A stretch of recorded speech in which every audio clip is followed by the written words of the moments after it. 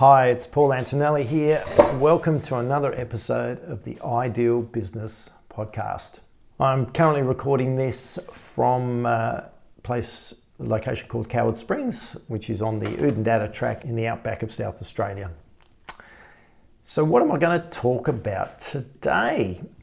Today I want to talk about, obviously this podcast is all about helping you create, shape, transform your business into an ideal business for you, and how to go about that. One of the criteria is adaptability.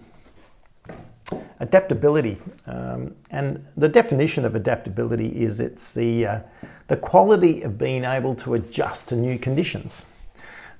Look, if you've been in business before, you'd know that new conditions are a natural part of being in business. Things are changing all the time in business. What sort of, I want to give you a bit of a really good example of adaptability in the Australian outback. A few days ago, we stopped at a place called Adaptability, which is a small town.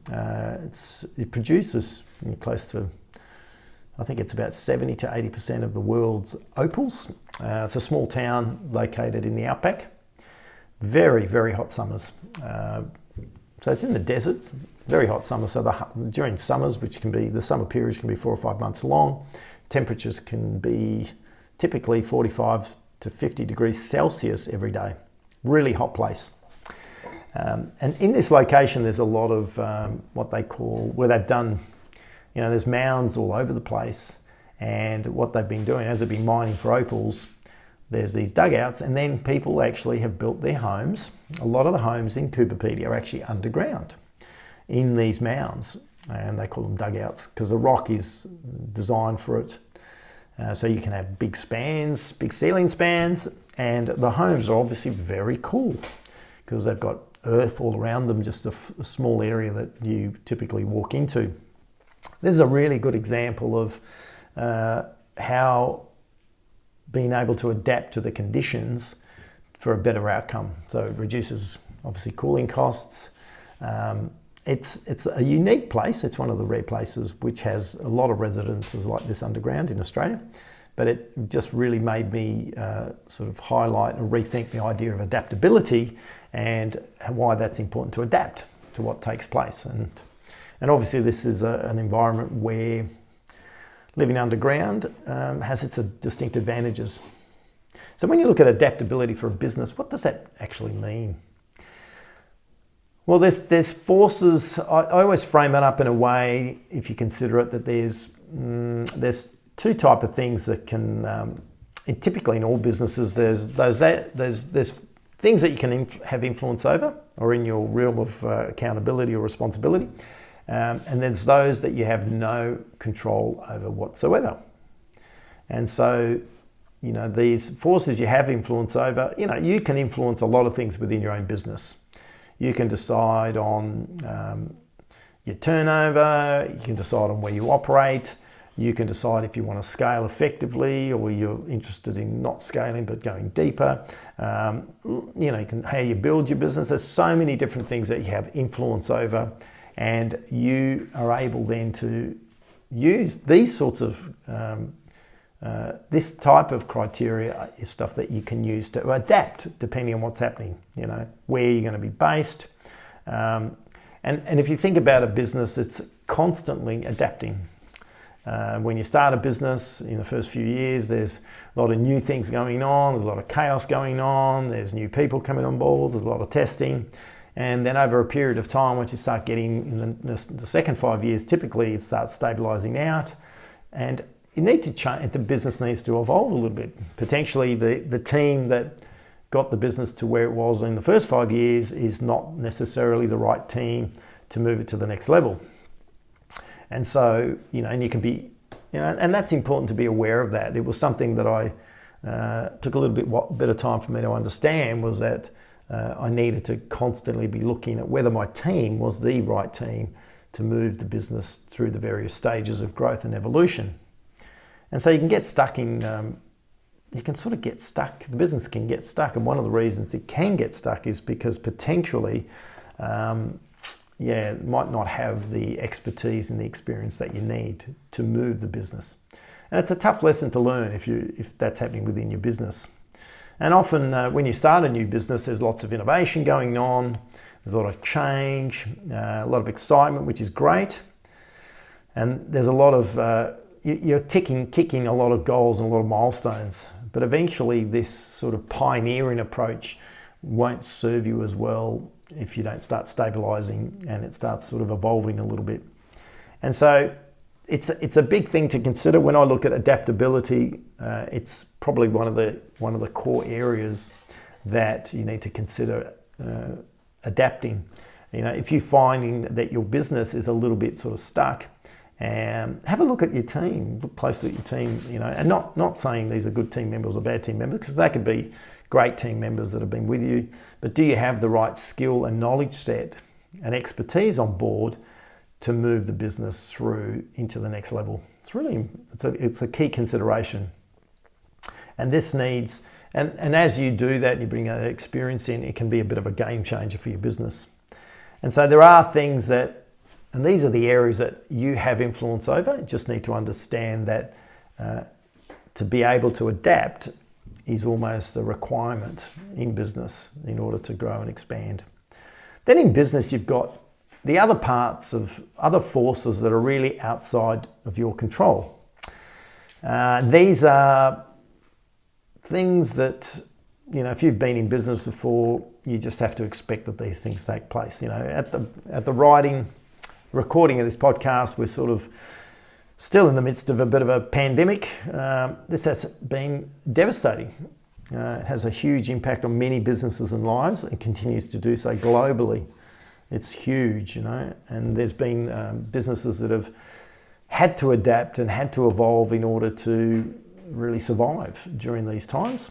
There's also been an opportunity to not just survive, but to thrive, So you've seen a lot of places, a lot of businesses actually do really, really well during this period.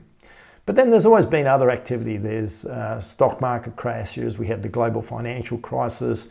We can have major weather events. There can be, terrorist attacks, 9/11, for example. And so you have no control over these, absolutely zero control. And the only thing that you can be certain about is that these type of events continually occur. And it's it's sort of a bit of a head in sand approach to business if you think, well, they're not going to happen. So they do happen. They always happen. I've been in business for almost 3 decades. They always happen. They always come up. They're always unexpected. And they always can create a lot of chaos. And so it's these type of events that you need to be able to, within your business, adapt. And you don't really know what that is. So you can't specifically create a plan for a particular event because you don't know what it is, but you may need to have a process or make sure that your business is able to adapt very, very quickly. So things like market changes, regulation, competition, legislation, weather events, these are all things that fall into that. You have no control over it. So how do you improve the adaptability of your business? If one of an ideal business criteria to have a business that's highly adaptable, how do you do that? What are some of the things to consider so that you can have a business that is in fact highly adaptable and able to deal with these external forces much more effectively? Just going to go through some of the key ones. First one is time. Often the biggest issue when these events take place is you need to have time to be able to adapt or to be able to pivot or to be able to change direction and not having that time can be can bring a business to an end, if that makes sense. And so to having that time to be able to adapt means that you firstly have to know that there is an issue. And so that's really important, to be aware that there is an issue, something's not trending right, because sometimes these events aren't all of a sudden, they're just things that are taking place slowly slow by slow, there's a change taking place. And so being aware of an issue will give you, the earliest you're aware of an issue, the more time you've got to adapt and evolve and to understand what's going on there. So it's a little bit like the tsunami. You know, this is a really good example of the almost the inevitable. You know, we know with tsunamis that if there's an earthquake in one location, you know, over a period of time, it might be within the next day, within 10 hours, 12 hours, you know, there can be the opportunity for a tsunami that takes place and might hit something, you know, 5,000 miles away, 5,000 kilometres away. And so having a warning system, so now what they've developed is these warning systems to let people know in potential locations that something's coming.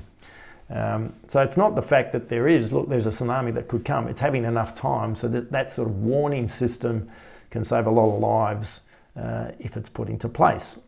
So a really good warning system to have in a business is statistics and a dashboard. Yeah, and I talk a lot about that in another podcast. So having stats and a dashboard, and you're tracking these numbers on a weekly basis, is a really good warning system. So it enables you to see what's going on, understand if there's something that's starting to go astray, and finding that out early enough. And that's why we track our statistics on a weekly basis. It's really important because then you've got the ability to see something happening and adapt and change quickly. The second thing to be able to adapt is cash, or having cash reserves. And cash reserves are, without cash, you know, you basically can run out of cash, or you need cash to adapt or to implement changes or to do things. And so having cash reserves for these type of events and having a way of setting money aside so that you can deal with these effectively is really important. I talk about financial stability, and that's a framework that I've already discussed in another podcast. Go back and have a look at that. And so more cash equates to more adaptability. And they link into time. So having a good warning system, dashboard statistics, and having sufficient cash reserves will enable you to be more adaptive. Second thing to consider is physicality. So obviously we live in a world today where, you know, we operate our businesses with no real physicality. We don't have offices, we don't have furniture, all our staff work from home, we're paperless, all those sorts of things. And that introduces more flexibility, and less physicality equates to more adaptability. And so that means that you're able to adapt. You know, you're not so location bound. You can look at if you need expertise or teams. So the ability to operate in different locations if you don't have physicality. You know, whilst we provide services to clients, physical services to clients, we still can operate the business with low physicality. And so some of the tools to consider are being paperless and cloud-based as a business. So you don't have a place where things need to be kept. Don't need actually a physical office or equipment, you know, particularly if it's non-operational. And you can have, you know, that gives you more adaptability. And so these are some of the examples of being able to adapt, the less physicality. And that's one of the concepts behind InvizBiz, is to have less physicality, because it introduces the ability to be more adaptable in your business. The other thing to consider is a bit of a culture in your business that change is normal. We're always changing.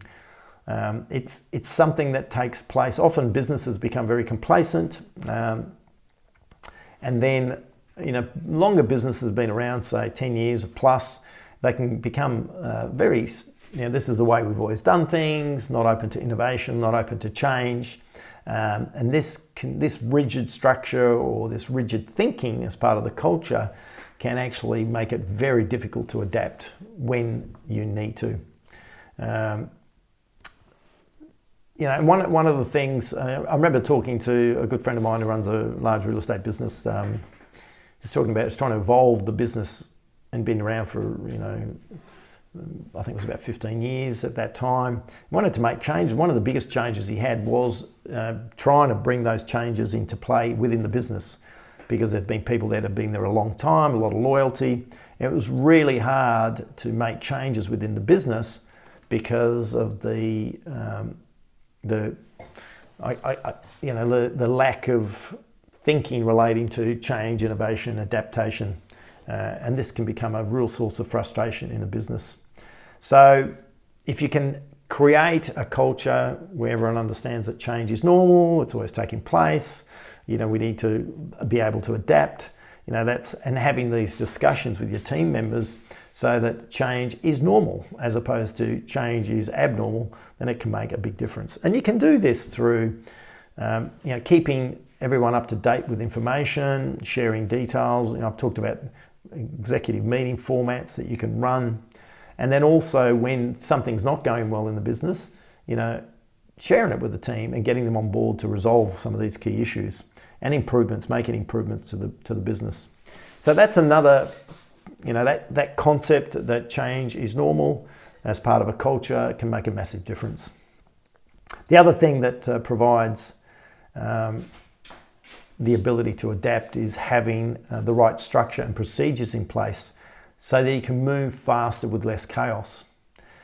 So an example is if, let's say, you might need to adapt and roll out a new service, if you've got a clear process and a procedure for doing this, how to roll out a new service, for example, or how to launch a new product, it's going to be a lot more cleaner, isn't it? You're going to go, all right, let's put this checklist into place. If you're going to roll out a new marketing campaign, you've got a clear process and policy and procedure how that happens. You've got a followed structure that you can use.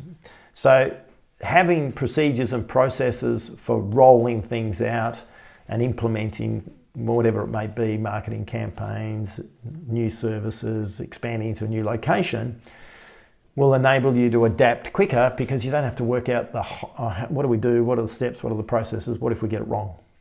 So procedures and processes are another key tool to consider. Okay, so look, hopefully that highlights the importance of having an adaptable business. The more adaptable I think a business is, the more able it is to withstand any external forces or even internal issues that take place. And just recapping, what can make a business more adaptable is having more time, having less physicality, having a culture and a belief that change is normal, and having good processes and procedures within your business. Okay, thanks for listening. I look forward to catching up with you in our next podcast. Until then, ciao for now.